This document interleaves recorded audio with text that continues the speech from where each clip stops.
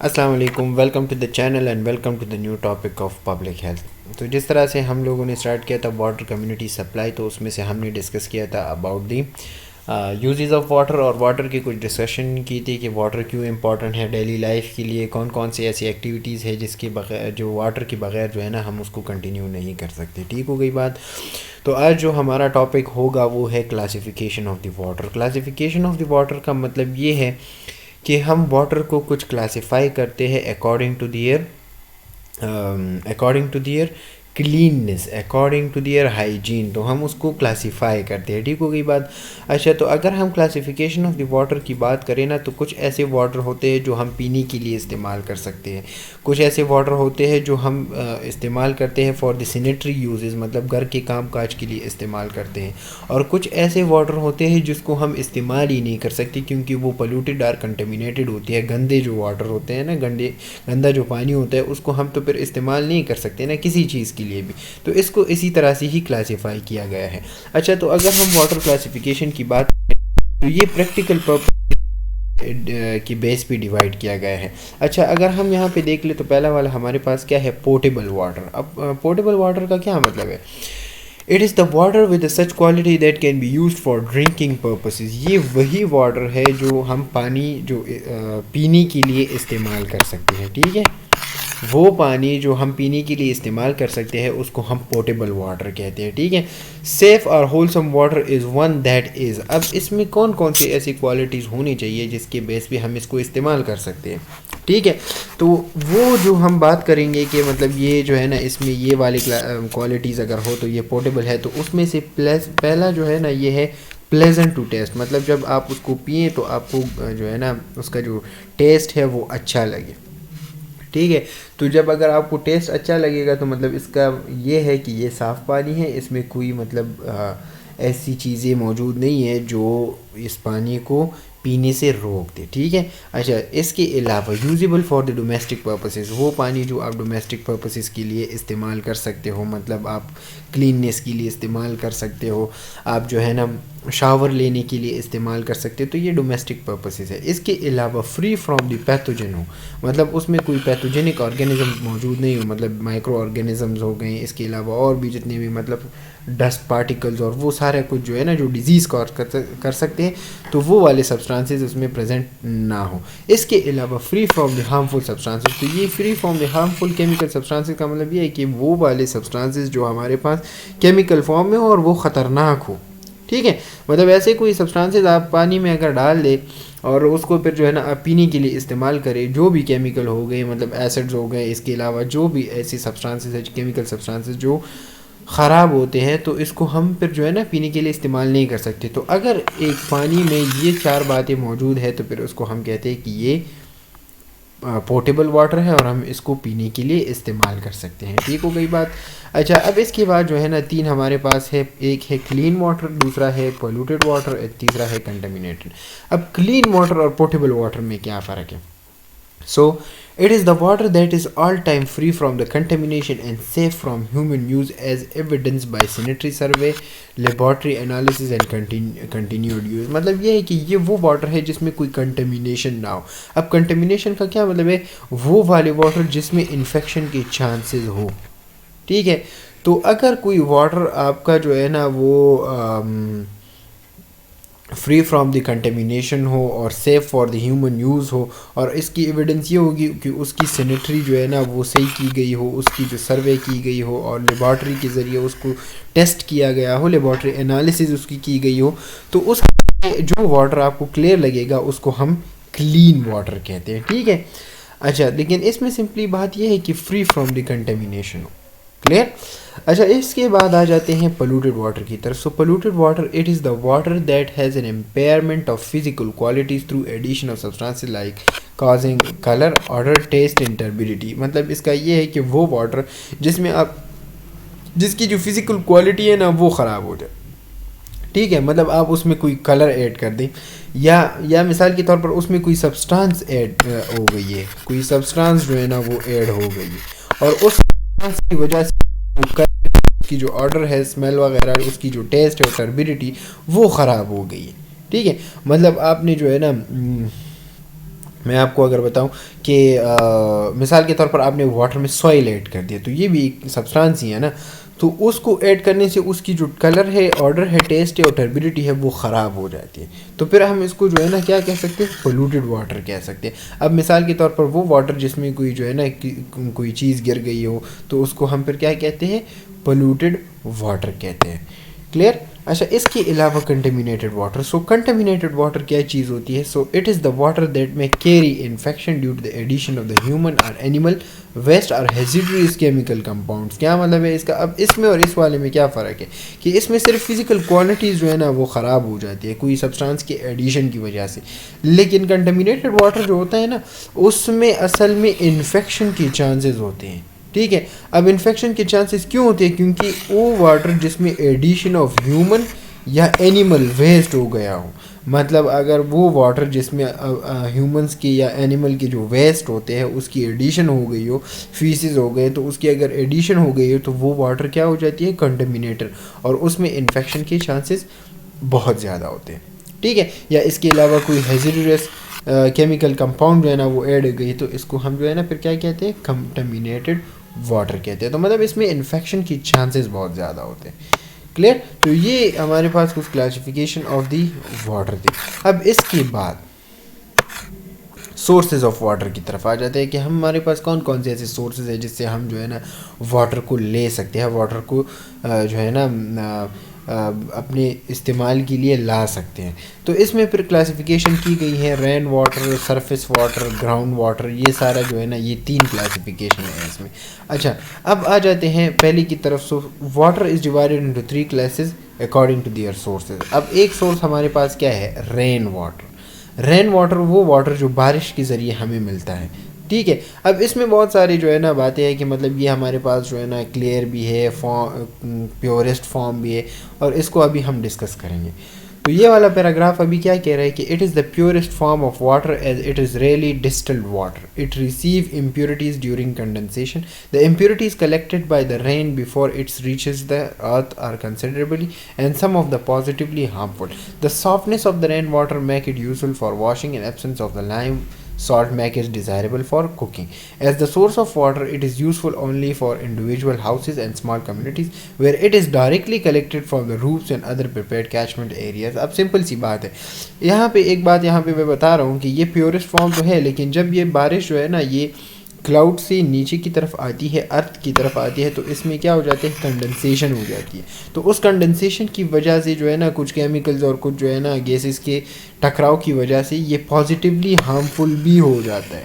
ٹھیک ہے، پازیٹیولی یہ ہارمفل ہو جاتا ہے، لیکن جو رین واٹر ہوتا ہے نا اس میں سافٹنیس بہت زیادہ ہوتی ہے۔ ٹھیک ہے، تو یہ جو سافٹنیس اس میں پریزنٹ ہے تو اس کی وجہ سے یہ ہم کوکنگ کے لیے اور واشنگ کے لیے تو استعمال کر سکتے ہیں، لیکن اس کو جو ہے نا ڈرنکنگ اور اس ایسے پرپسز کے لیے استعمال نہیں کر سکتے، کیونکہ کوکنگ کے اگر استعمال کریں گے تو اس میں وہ بوائل ہوں گے تو وہ سے جو ہے نا وہ جو ہیزیڈرس مٹیریل ہے وہ ختم ہو جاتے ہیں، اور اس طرح سے واشنگ کے لیے بھی استعمال کر سکتے ہیں، لیکن اگر آپ پینے کی بات کریں تو اس کو ہم پینے کے لیے استعمال نہیں کر سکتے۔ اور اچھا، ایک اور بات اس میں یہ بھی بتایا گیا ہے کہ when it is directly collected from the roofs and other prepared catchment areas، یہ نہیں کہ زمین پہ کوئی پانی جو ہے نا وہ جمع ہو گئے ہیں اور آپ بارش کا جو پانی ہے وہ وہاں سے لے رہے ہیں، نہیں، آپ نے کوئی مطلب بالٹی وغیرہ رکھی ہے، کوئی جو ہے نا برتن رکھی ہیں اور اس میں وہ پانی ڈائریکٹلی آ رہا ہے، کوئی چھت وغیرہ پہ آپ نے لگایا ہوا ہے،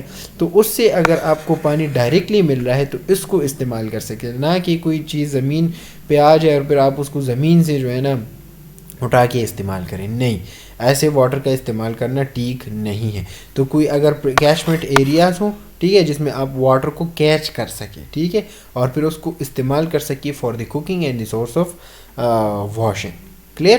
تو اس کو ہم کیا کہتے ہیں، رین واٹر کہتے ہیں، جس کو ہم بارش کے ذریعے ہمیں حاصل ہوتا ہے، کلیئر۔ اچھا، اس کے علاوہ اب آ جاتے ہیں سرفیس واٹر کی طرف۔ سو سرفیس واٹر کا کیا مطلب ہے؟ Surface water is it includes the rivers, creeks and the smaller streams, large and small lake ponds, and man made impounding reservoir. کیا مطلب ہے اس میں ہمارے پاس جتنے بھی یہ دریا ہیں, جتنے بھی سمندر ہے, جتنی بھی مطلب جتنی اسمال ٹاؤنز ہوتے ہیں, اسمال لیکس ہوتے ہیں, یہ سارا کچھ اس میں جو ہے نا آ جاتا ہے سرفیس واٹر کی طرف. ٹھیک ہے. اس کے علاوہ جو ہمارے پاس جو مین میڈ امپاؤنڈنگ ریزروائر لگائے ہوتے ہیں جس میں ہم پانی کو جو ہے نا جمع کرتے ہیں, تو یہ ہمارے پاس کیا ہے, سرفیس واٹر میں یہ چیز آ جاتی ہے. اچھا, اس کے بعد اب یہاں پہ یہ کیا کہہ رہا ہے کہ their composition is highly variable depending upon the characteristics of the catchment basin. It is directly expose to the pollution by surface wash and water carried waste. Most large cities depend on this source because of the large yield of the surface sources.